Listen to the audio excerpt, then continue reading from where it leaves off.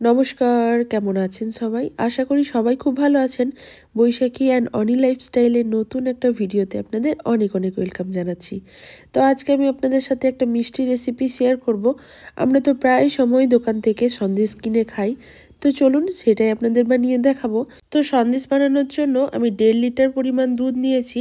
এটা full fat দুধ আছে। তো গরুর দুধই ব্যবহার করেছি এখানে আমি। হাফ দুধের আমি ছানা বানিয়ে নিচ্ছি আর হাফ দুধ আমি তুলে রেখেছি, সেটা দিয়ে খোয়া বানিয়ে নেব। আর ছানাটা দেখুন ফাটিয়ে নিচ্ছি লেবু দিয়ে। একটু দুধটা গরম হয়ে গেলে তার মধ্যে লেবু চিপে চিপে দিয়ে দিলাম, তাতে করে ছানাটা খুব সুন্দরভাবে ফেটে যাবে। তো আপনাদের কাছে লেবু যদি না থাকে তাহলে ভিনিগার দিয়েও ছানাটা ফাটিয়ে নিতে পারেন। আর ছানাটা হয়ে গেলে ছানাটাকে 2-3 বার এমনি নর্মাল জল দিয়ে ধুয়ে নেব, যাতে করে এটার মধ্যে আর কোনো রকম স্মেল না আসে।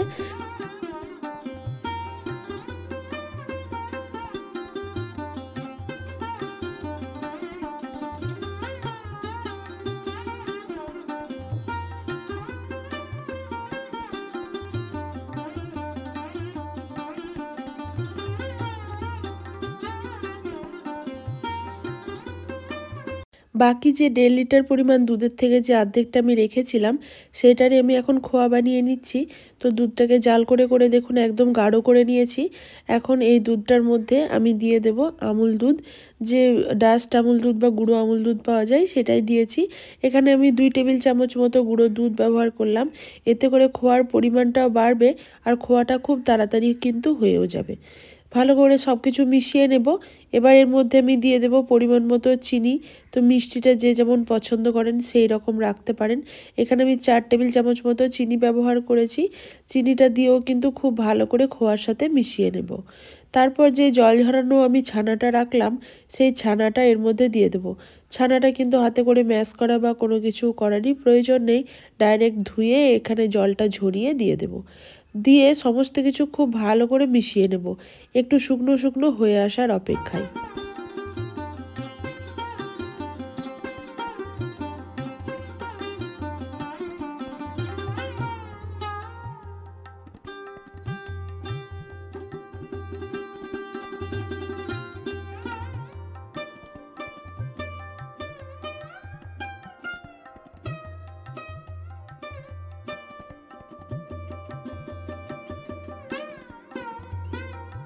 সন্দেশ বানানোর মিশ্রণটা দেখুন তৈরি হয়ে গেছে।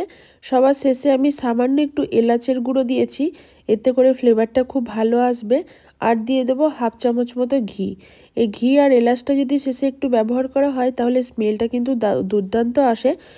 আমি গ্যাসের ফ্লেম অফ করে ঘি আর এলাচটা কিন্তু মিশিয়েছি। এখন মিশ্রণটা অনেকটা গাঢ় হয়ে এসছে। আর এই দিকে আমি একটা পাত্রের মধ্যে, যেখানে সন্দেশটা আমি বানাবো সেখানের মধ্যে একটু ঘি ব্রাশ করে নিলাম, যাতে করে সন্দেশটা খুব ভালোভাবে উঠে আসে। এবার এই মিশ্রণটা একটু ঠান্ডা হয়ে এলে এদের মধ্যে আমি ট্রান্সফার করে দিলাম, দিয়ে ভালো করে একটু চেপে চেপে এর মধ্যে সেট করে নেব।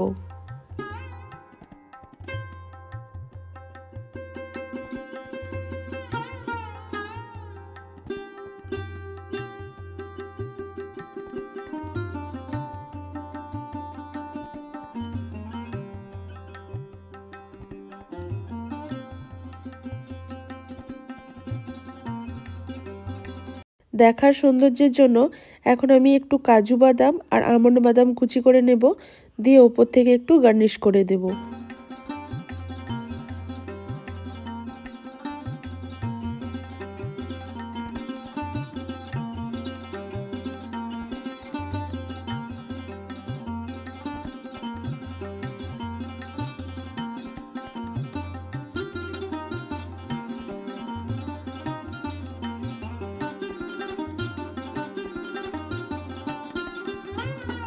এই সন্দেশের মিশ্রণটাকে আমি ফ্রিজে সেট করতে দেব, যাতে করে ঠান্ডা হয়ে যায় আর খুব সুন্দরভাবে কাটা যায় বা সন্দেশটা তৈরি হয়। তো এটা সেট করতে দেওয়ার আগে আমি একটু গার্নিশ করে নিচ্ছি আর একটু কাটা দাগ লাগিয়ে দিলাম। আর এগুলো দিয়ে কিন্তু কাজু আর আমন্ড বাদামটা দিয়েও কিন্তু একটু চেপে চেপে দেবো, যাতে সন্দেশের মধ্যে খুব সুন্দরভাবে এগুলো সেট হয়ে যায়। আমার 90% কাজ প্রায় হয়েই গেছে। এবার এটাকে 2 থেকে 3 ঘন্টার জন্য নর্মাল ফ্রিজে সেট হতে দেব। তো দেখুন 2 থেকে 3 ঘন্টা পর আমি ফিরে এলাম। সন্দেশটা কত সুন্দরভাবে সেট হয়ে গেছে। এখন শুধু কাটার অপেক্ষায়।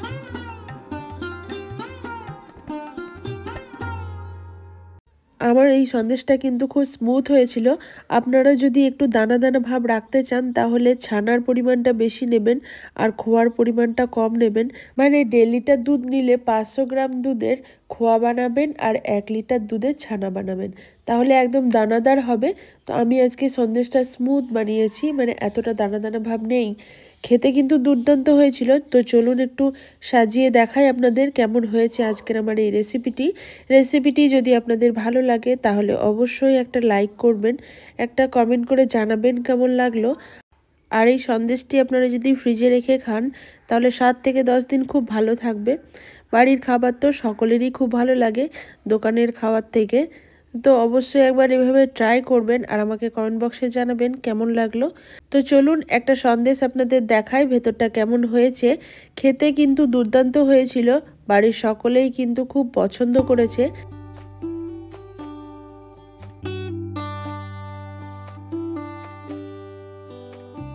আজকের ভিডিওটা এই পর্যন্তই। সবাই ভালো থাকবেন, সুস্থ থাকবেন। দেখা হবে নেক্সট কোনো ব্লগ বা ভিডিওর সাথে। টাটা।